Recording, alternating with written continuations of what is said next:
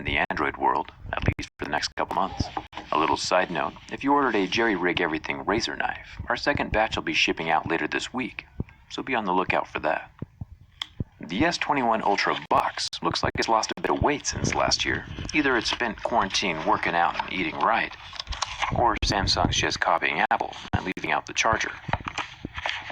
Once the phone is out, we get our first look at the maddest, blackest phone I think I've ever seen. It's like filming a black hole. The S21 Ultra is as dark as 2020. My fingers are also a little bit dark. I've been working with metal, and that stuff does not wash off real easy. But inside the slender box, we get a short USB-C to USB-C charging cable. That's about it.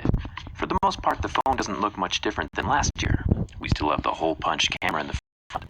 Changing the look of that camera bump is about as much innovation as we're getting these days. Everything else is just marginal, incremental improvements. Which is good, of course, don't get me wrong. I'll peel off the screen protector, and we can make our way down to the screen and start our scratch test. Anything that scratches at level 2 or 3 would be made from plastic.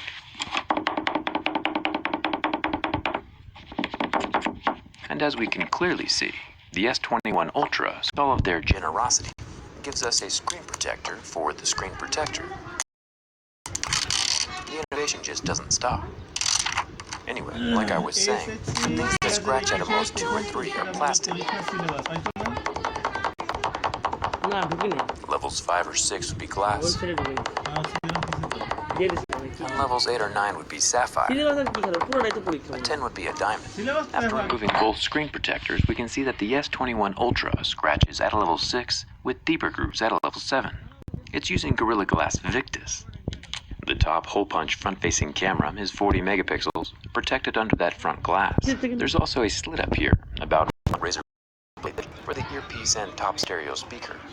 The sides of the phone are protected with a very thin piece of temporary plastic. If Samsung is shrinking their box to be more environmentally friendly, they still sure are using a lot of plastic.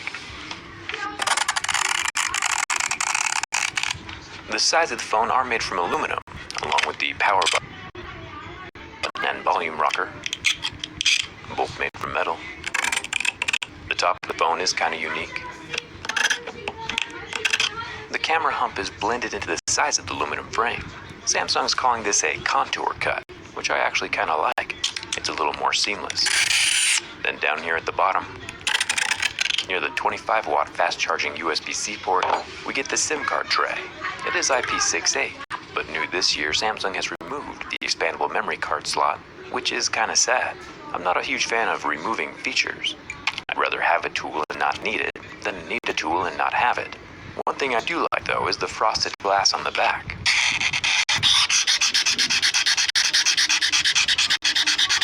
We've seen this for a while on OnePlus and iPhones, and I like it every single time. It's a little more abrasive than smooth glass. You can see that bits of my razor, keys, and coins are rubbing off onto the back glass surface. Kind of like sandpaper, but for the most part, the marks can all be rubbed away.